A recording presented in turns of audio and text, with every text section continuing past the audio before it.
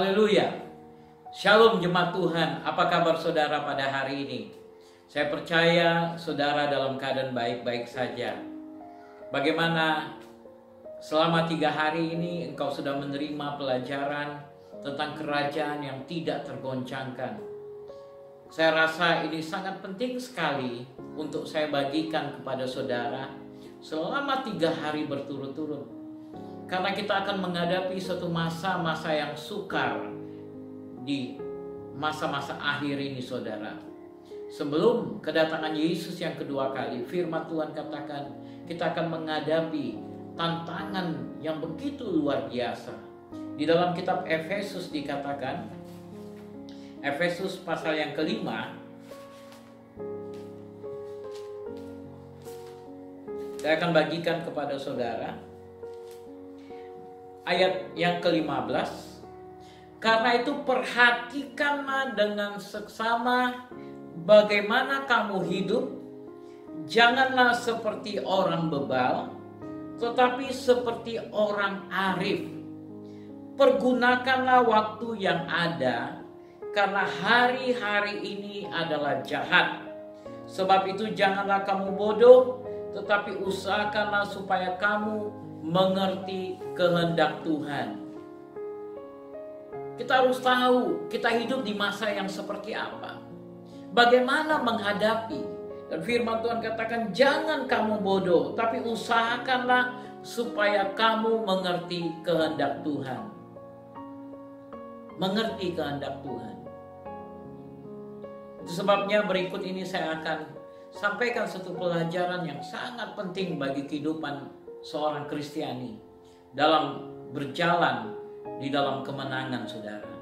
Yaitu pelajaran berikut yang saya akan sampaikan pada hari ini, yaitu tentang berpuasa. Pentingnya berpuasa.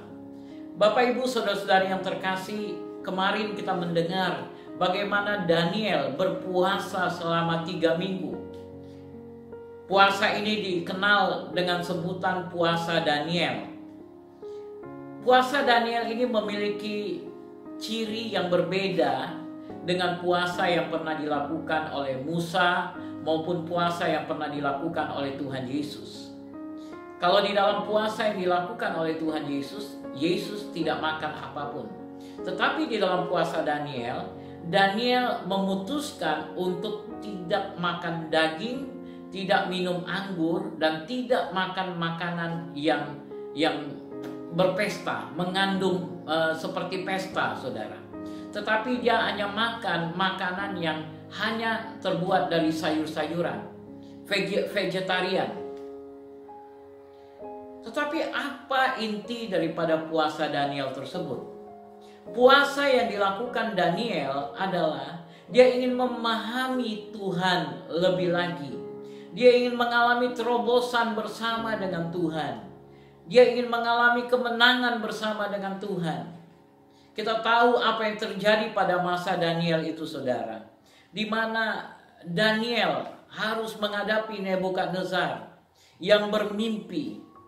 Dan Nebukadnezar meminta para ahli mimpi, para ahli nujum untuk mengartikan mimpinya. Dan Daniel termasuk golongan orang yang dianggap orang bijaksana yang juga diminta pendapatnya tentang arti daripada mimpi itu. Seorang penguasa yang meminta, dan mereka diancam. Kalau mereka tidak dapat mengartikan mimpi itu, maka mereka semua akan dibunuh. Satu resiko kehidupan yang luar biasa, tantangan kehidupan yang luar biasa antara hidup dan mati.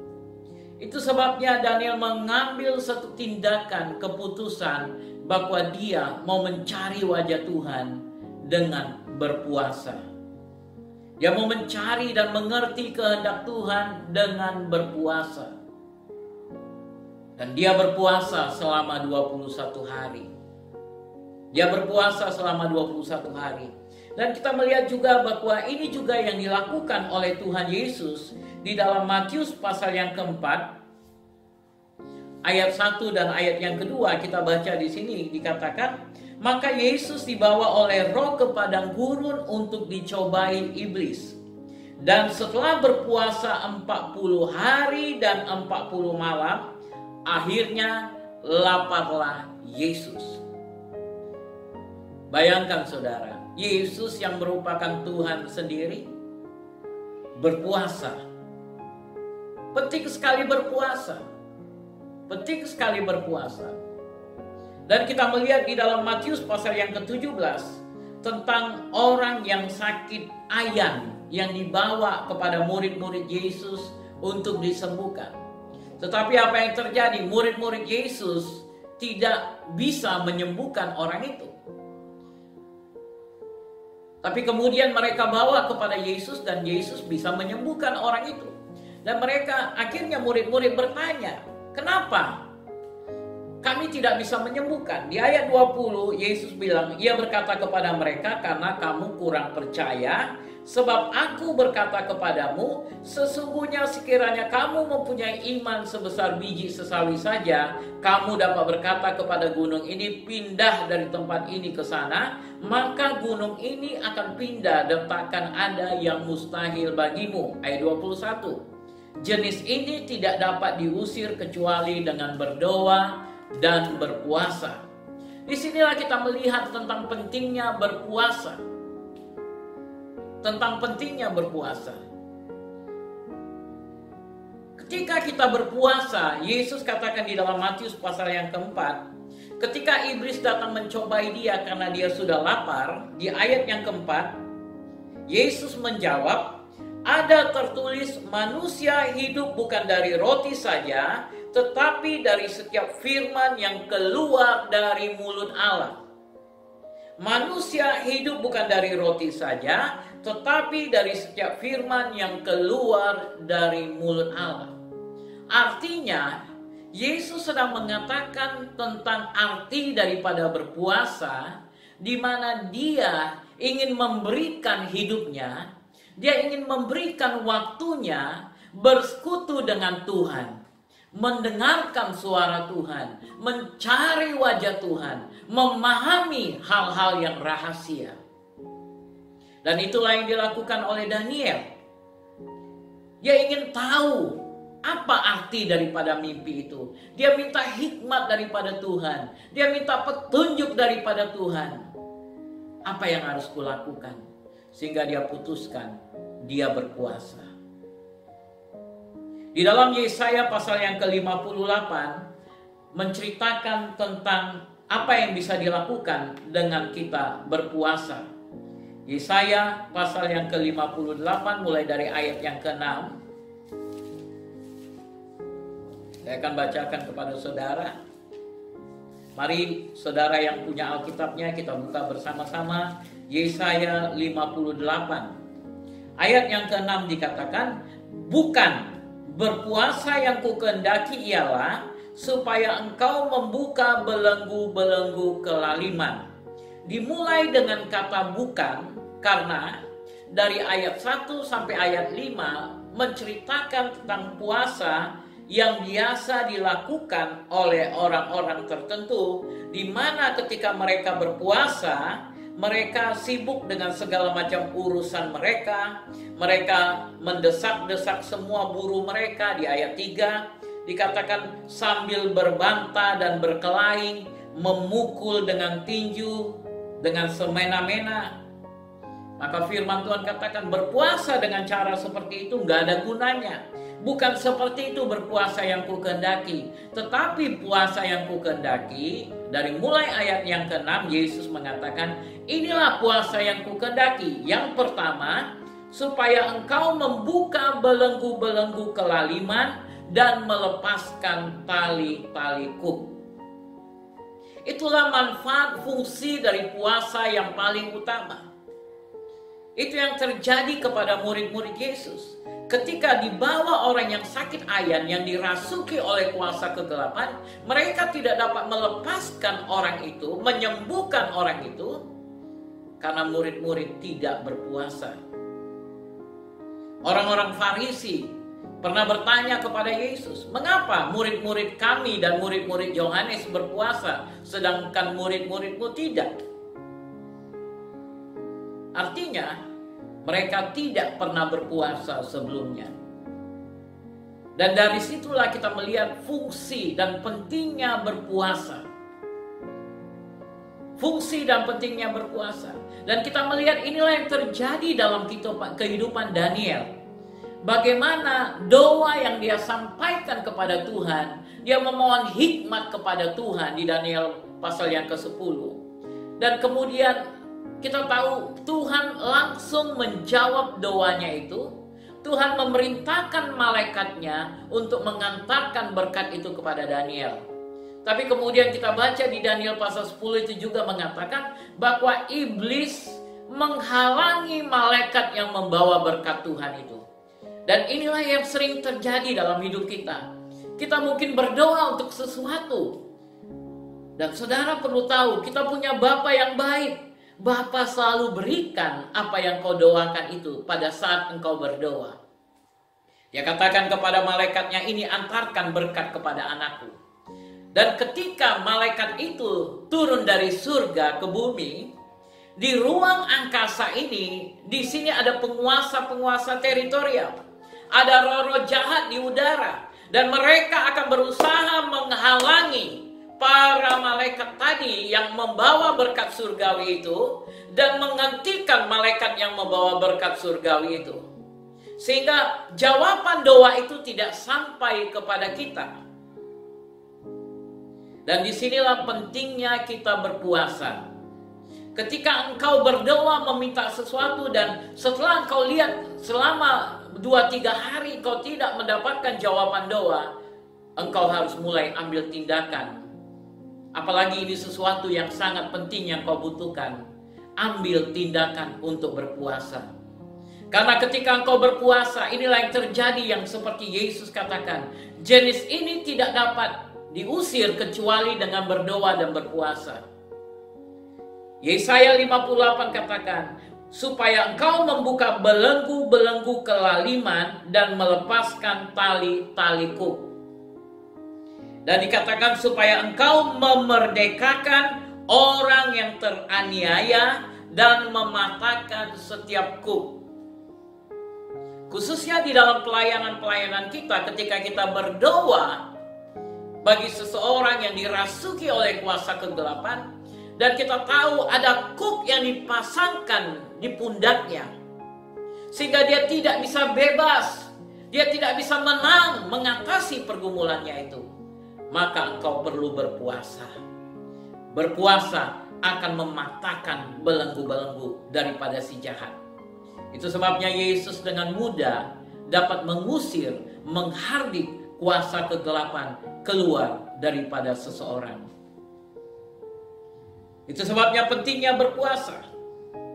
Dan yang kedua dikatakan ayat yang ke-7, supaya engkau memecah-mecah rotimu bagi orang yang lapar dan membawa ke rumahmu orang miskin yang tak punya rumah.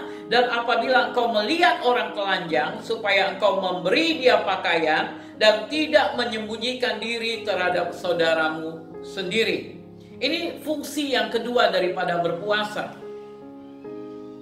Yaitu ketika engkau berpuasa, maka di situ engkau tidak menggunakan uangmu untuk membeli makanan. Dan uang yang tadi tidak engkau makan, tidak engkau belikan makanan, itu engkau pakai untuk kemudian kau simpan sementara waktu. Dan kemudian setelah terkumpul, atau mungkin pada saat itu juga engkau bisa gantikan itu dengan membelikan makanan untuk orang lain yang membutuhkan. Atau mungkin kau bisa simpan uangmu itu yang tadi seharusnya kau pakai untuk makan kebutuhan dengan engkau berpuasa. Maka uang itu engkau simpan, kau tabung, dan kau pakai itu untuk memberkati orang-orang. Apakah engkau berikan orang pakaian? Orang-orang yang tidak punya pakaian, yang telanjang kau kasih pakaian. Orang-orang yang tidak punya rumah, engkau layani dengan baik di dalam rumahmu. Dan kau bisa membantu saudara-saudaramu yang datang kepadamu, mohon bantuan kepadamu. Sehingga kau tidak perlu menyembunyikan diri. Karena ada persediaan bagi saudara. Itulah fungsi daripada berpuasa. Dan firman Tuhan katakan di ayat 8, pada waktu itulah terangmu akan mereka seperti fajar dan lukamu akan pulih dengan segera. Kebenaran menjadi barisan depanmu dan kemuliaan Tuhan barisan belakangmu. Banyak sekali saya temukan orang-orang berpuasa untuk pergumulan-pergumulan dia. Saudara perlu tahu, ketika engkau berpuasa untuk orang lain, membebaskan orang-orang lain dari pengaruh kuasa kegelapan. Tetapi pada waktu engkau berpuasa, saudara lihat apa yang dilakukan Daniel. Hikmat yang dia minta kepada Tuhan adalah untuk membebaskan begitu banyak orang. Dengan Daniel mendapatkan hikmat daripada Tuhan, dia sudah menyelamatkan para ahli nujum yang lain, yang seharusnya mereka akan dibunuh oleh Nebukadnezar. Tetapi Daniel dapat membebaskan mereka dengan hikmat yang dia dapat daripada Tuhan. Dan apa yang terjadi? Firman Tuhan katakan, pada waktu itulah terangmu akan mereka seperti fajar. Ketika engkau melepaskan orang-orang teraniaya, ketika engkau pergi membebaskan orang-orang yang terpenjarakan, yang terbelenggu oleh kuasa kegelapan, maka firman Tuhan katakan, pada waktu itu masalahmu dengan sendirinya Tuhan tolong. Pada waktu itu apa yang tidak engkau doakan, tidak engkau minta, akan muncul di hadapanmu. Bahkan Tuhan akan berikan hal-hal yang luar biasa kepada engkau. Firman Tuhan katakan, kebenaran menjadi barisan depanmu dan kemuliaan Tuhan menjadi barisan belakangmu. Ayat yang ke-9, pada waktu itulah engkau akan memanggil dan Tuhan akan menjawab. Engkau akan berteriak minta tolong dan ia akan berkata, ini aku, anakku. Apabila engkau tidak lagi mengenakan kuk kepada sesamumu dan tidak lagi menunjuk-nunjuk orang dengan jari dan memfitnah, apabila engkau menyerahkan kepada orang lapar apa yang kau inginkan sendiri dan memuaskan hati orang yang tertindas, maka terangmu akan terbit dalam gelap dan kegelapanmu akan seperti rembang tengah hari. Saudara lihat, begitu luar biasanya arti daripada berpuasa. Banyak sekali orang mengalami kegagalan-kegagalan. Mereka tidak meraih kemenangan-kemenangan mereka karena mereka tidak mendisiplin diri mereka dalam berpuasa. Mereka hanya memikirkan yang sejengkal ini, yaitu perut mereka. Mereka tidak dapat menahan rasa lapar mereka, padahal mereka tidak tahu ketika mereka menahan rasa lapar mereka, maka itu adalah kemenangan bagi mereka. Mereka akan semakin dekat dengan Tuhan. Dan bukan itu saja, justru itu akan membukakan pintu bagi pergumulan mereka. Ketika engkau belajar mendisiplin diri dalam berpuasa, maka itu akan menjadi berkat bagi hidupmu, saudara. Itu sebabnya di dalam pelayanan kita di gereja Elim, di dalam gereja kita menganjurkan untuk kita, baik para pemimpin dan seluruh jemaat, untuk berpuasa setiap hari Sabtu. Itu akan menjadi berkat bagi saudara. Ketika engkau berpuasa, maka terangmu akan mereka seperti fajar, di mana cahaya itu awalnya hanya sedikit, setitik cahaya, tetapi lama-lama dia makin berkembang dan menjadi cahaya yang penuh, menjadi berkat yang penuh di dalam kehidupan saudara. Hari-harimu akan menjadi hari-hari yang penuh kemenangan. Kau bisa ambil hari-hari di mana mungkin di saat itu tugasmu tidak terlalu banyak. Kau bisa memberikan waktu berdoa, mencari wajah Tuhan. Saudara lihat apa yang dilakukan oleh Daniel. Dia membangun satu kebiasaan untuk setiap waktu, 7 kali dalam satu hari, dia memberikan waktu mencari wajah Tuhan. Dia pergi bekerja ke istana, tapi kemudian dia akan kembali di waktu-waktu tertentu untuk mencari wajah Tuhan. Kau bisa temukan tempat-tempat di mana kau berikan waktu untuk mencari wajah Tuhan. Dan itu akan menolong kehidupan saudara, menolong perjalananmu bersama Tuhan. Dan kau lihat kemenangan demi kemenangan akan menjadi milikmu. Kau perlu tahu, kau berada di dalam kerajaan yang tidak tergoncangkan. Dan kalau selama ini hidupmu masih tergoncangkan, maka lakukan puasa. Buat keputusan untuk berpuasa. Disiplin dirimu dalam berpuasa. Kau bisa pilih satu hari yang baik, di mana engkau berikan waktu berpuasa. Kau tidak makan dan tidak minum. Di situ engkau mencari roti yang lain. Engkau mencari nasi yang lain, yaitu firman Tuhan. Ketika iblis menyodorkan roti itu kepada Yesus, Yesus bilang, manusia tidak hidup dari roti saja, tapi dari setiap perkataan firman Tuhan. Engkau belajar mendengarkan suara Tuhan. Engkau ambil Alkitabmu dan kau mulai baca, renungkan firman Tuhan. Kau mulai mengerti kehendak Tuhan. Seperti kata Efesus, ingat engkau sedang hidup di dalam masa yang penuh dengan kegelapan. Hari-hari yang kita jalani sekarang ini adalah hari-hari yang jahat. Kita tidak tahu, kita bangun pagi, tiba-tiba sudah malam lagi. Banyak hal yang berlalu begitu saja.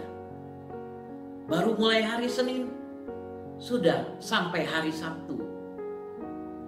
Dan kemudian Minggu, sudah Senin lagi saudara. Terasa waktu itu begitu cepat. Hari-harimu seperti dimakan. Itu sebabnya engkau perlu berhati-hati di dalam menjalankan hidupmu. Bangunlah dirimu dalam berpuasa. Tingkatkan hubunganmu dengan Tuhan. Maka engkau lihat, kemenangan akan senantiasa menjadi milikmu. Ketika saya belajar berpuasa, memang di awalnya sulit. Tetapi ketika saya mulai melatih diri saya lebih dan lebih lagi, maka saya berhasil melakukannya. Awalnya saya merasa sakit kepala, tapi saya paksakan. Jangan takut, engkau tidak akan mati. Paling engkau hanya sedikit nyut-nyut sakit kepala. Kau cukup beristirahat sejenak, tutup matamu sejenak, semuanya akan baik kembali. Dan ketika engkau buka puasa, jangan langsung engkau mulai dengan nasi karena kelaparan, saudara. Mungkin kau mulai dengan teh manis lebih dulu. Mungkin kau celap-celap crackers, biskuit. Baru kemudian 1 jam kemudian engkau mulai dengan makanan berat. Maka semuanya akan baik. Tidak ada sakit mah yang bisa menghalangi kita untuk berpuasa. Bahkan sakit mah itu bisa sembuh ketika engkau berpuasa. Saya mengalami, banyak orang mengalami. Dan saya percaya engkau juga akan mengalami kemenangan bersama dengan Tuhan. Baca kembali Yesaya 58 ini. Baca mulai dari ayat 1 sampai ayat yang kelima. Baru kemudian kau baca ayat 6 dan seterusnya. Kiranya Tuhan memberkati engkau. Stay safe, God bless you. Mari kita berdoa. Bapa yang baik, aku berdoa untuk setiap anak-anakmu yang mendengarkan firman Tuhan pada hari ini. Tuhan, pada saat ini, biarlah anak-anakmu dikuatkan dengan pengajaran tentang berpuasa. Biarlah mereka mulai mengerti dan memahami pentingnya berpuasa. Dan ketika mereka mulai berpuasa, ini akan menolong mereka masuk dalam kemenangan-kemenangan bersama dengan Tuhan. Roh Kudus, mampukan mereka. Berikan kemenangan kepada mereka. Di dalam nama Yesus kami berdoa. Amin. Amin. God bless you. Shalom.